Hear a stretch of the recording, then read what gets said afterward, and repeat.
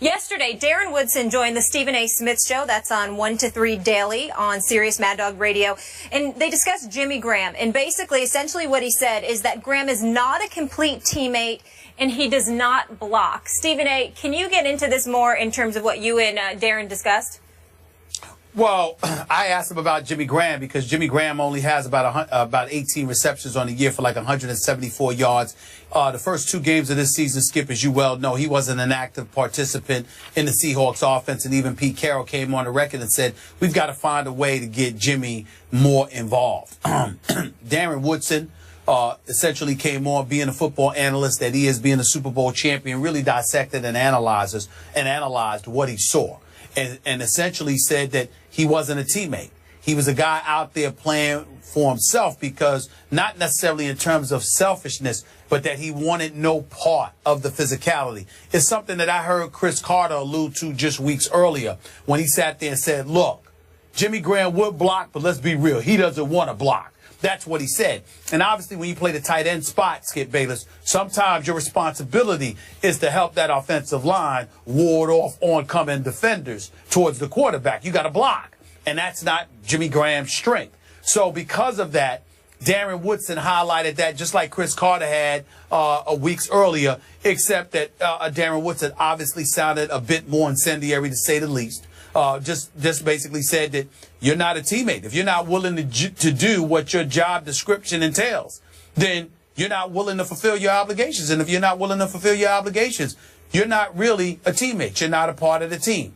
That was the conclusion that Darren Woodson came to.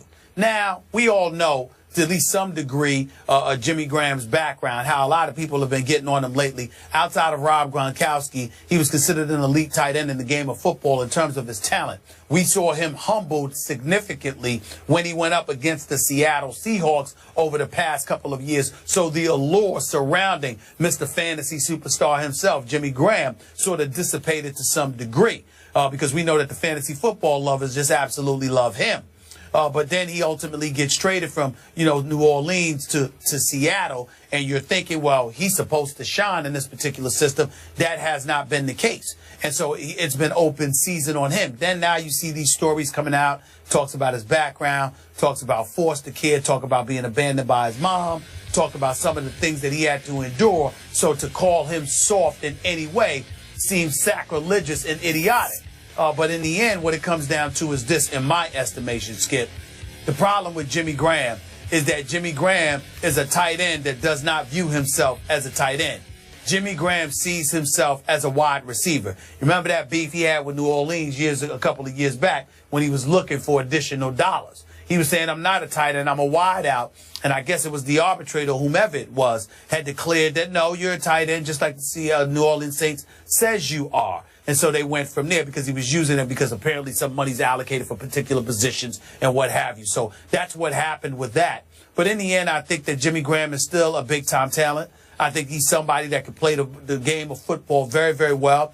I think it would behoove Pete Carroll, Darrell Bevell, and the Seattle Seahawks offense led by Russell Wilson to get this man more involved, because the more lethal Jimmy Graham becomes offensively, the more of a problem Seattle's offense is going to cause for opponents. With Beast Mode, Marshawn Lynch, with Lockett and those boys, I think they can make some noise. But obviously, people are down on Jimmy Graham right now, and Darren Woodson is definitely first and foremost on that list. Yes, he is. Stephen A., as you know, I covered Darren Woodson when he was a Dallas Cowboy. He was as tough a safety as I've ever been around in my many years covering pro football. So I get where his heart is on this matter. He's basically saying, I wouldn't want that guy in my locker room on my team because I don't like the contribution that he's bringing.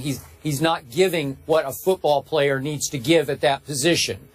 And I don't want to be too hard on Darren, but you're right. There's an identity crisis here going on with Jimmy Graham because he does not consider himself playing that position. He doesn't think he was more basketball player than football player. He played all 4 years of basketball, only 1 year of football. So he's a little bit of a fish from Miami out of water in the NFL in that I don't think he ever wanted to block anybody. He's not into high contact. He's not a Darren Woodson. He's not built that way. And so I ask all the analysts, what did you expect of him? Because you made the point, Stephen A., as they went through arbitration. The stats showed from last season in New Orleans that Jimmy Graham lined up as an inline tight end only 33% of the time. That meant that he lined up in line 291 times. All the other times he was in the slot or split completely out wide, 486 times. So I thought he had a good case that he's much more hybrid wide receiver than he is pure tight end. So when he got to Seattle, you and I talked about, man, how are Cam Chancellor, Richard Sherman, all the rest in the Legion of Boom, how are they going to accept this? Now, do they resent him? I don't know. I don't have any idea. But he's so far having a hard time fitting into the Seattle offense, and it may be a little bit because there's some resentment that he doesn't do the dirty work, as Darren Woodson said. But I don't think he's capable. I don't think he's built to do the dirty work. I think they just have to accept him for what he is and isn't. Well, I think they have to remember the number one reason they brought him to Seattle. Bottom line is they didn't bring him to Seattle to block. I understand that's part of his responsibility, but they didn't bring him to Seattle for that. They brought him to Seattle to catch the football. They brought him to Seattle to be their version and the NFC's version of Rob Gronkowski, because we all know as it goes for tight ends, he may be the closest thing to Rob Gronkowski out there in terms of route running and catching the football from the tight end slot. If they utilize him effectively, none of this is an issue. I promise you, the Legion of Boom is going to look at him and his ability to elevate Seattle's offense, and they will gravitate to him in a heartbeat. But you don't ask a guy like that to block that much. I don't care what anybody says. You just don't do it.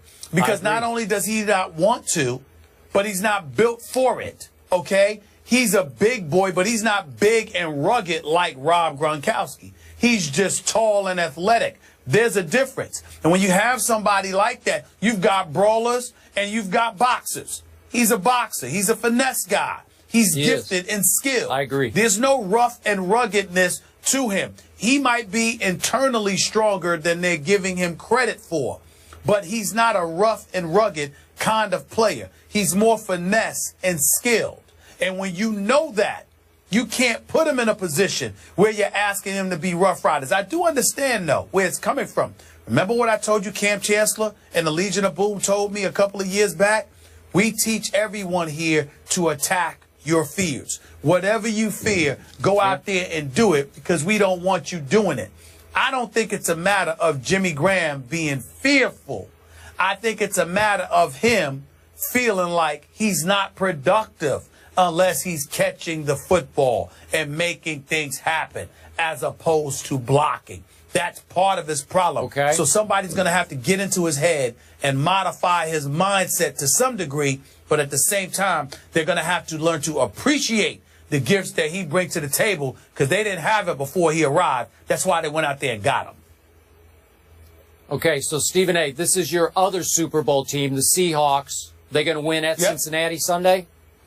I believe they will. Their Easily? offense is giving me live, and they'll show up for this game. Cincinnati's very good. They're very gifted. You know, I have no faith in them in the postseason, but I think they're legit in the regular season. But they're not going to go undefeated. I think they're right to be had. I think that defense is big time, but I think Russell Wilson could do some things against them, and I think the Legion of Boom is going to rattle Andy Dalton. I think as pretty and as nice as he has looked throwing the football, I think he's going to be made to be very, very uncomfortable this coming Sunday. Give me a score. I'm going to say Seattle 22, Cincinnati 20. Really? Okay, so you at least have it close. It's going to be close. I completely disagree with your take. I believe that your Seahawks stole a game on Monday night, short turnaround on the road to Cincinnati. They were very lucky to get out with their, 2-2 life after Monday night. Should be 1-3 going to Cincinnati. We both agreed that we didn't love some of the things we saw offensively. Russell Wilson turning the ball over a couple times. Then the defense giving up a near 91-yard touchdown drive, nearly to end the game. Not a great sign. Cam Chancellor still trying to sort of find his way back into the Legion of Boom. Obviously, slightly rusty here and there, though he made a great play that looked like it had saved the game until the bat out of hell play occurred.